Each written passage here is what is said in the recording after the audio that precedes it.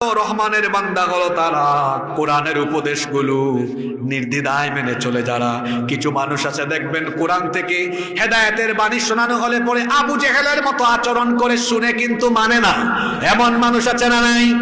বধির হয়ে যায়, শুনেও না, শোনার ভান করে। আল্লাহ তাআলা বলছেন রহমানের বান্দারা এমন হয় না। তাহলে রহমানের বান্দারা কেমন হয়? আল্লাহ তাআলা বলছেন ওয়াল্লাযীনা ইযা যুক্কিরু বিআয়াতি রাব্বিহিম লাম ইয়াখিরু আলাইহা সুম্মান ওয়া উময়ানা।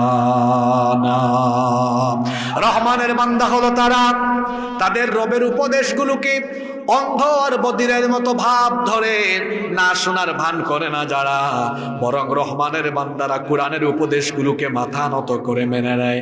আমরাও কোরআনকে নিজেদের হেদায়েতের গাইডলাইন বানাবো পড়ি ইনশাআল্লাহ।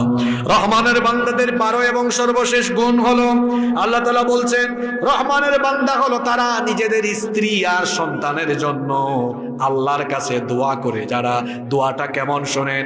যারা বিবাহ করেন নাই, অবিবাহিত আছেন এবং যারা বিয়ে শাদী করে ফেলেছেন, সবাই এই দোয়াটা সব সময় পড়বেন। নিজের স্ত্রী আর সন্তানের জন্য দোয়া চাইবেন। যারা বিয়ে করেন নাই, হবু বউয়ের জন্য এই দোয়া করবেন। কি সুন্দর দোয়া আল্লাহ শিখিয়েছেন, ওয়াল্লাযীনা ইয়াকুলুনা রাব্বানা হাব লানা মিন আজওয়াজিনা ওয়া যুররিয়াতিনা কুররাতা আ'য়ুনি ওয়াজআলনা লিল মুত্তাকিনা ইমামা। সুবহানাল্লাহ পড়েন। এত সুন্দর দোয়া আল্লাহ শিখিয়েছেন। রহমানের বান্দারা এভাবে দোয়া করে, হে রব, আমার স্ত্রী আর আমার সন্তানদেরকে আমার জন্য চক্ষু শীতলকারী বানিয়ে দাও।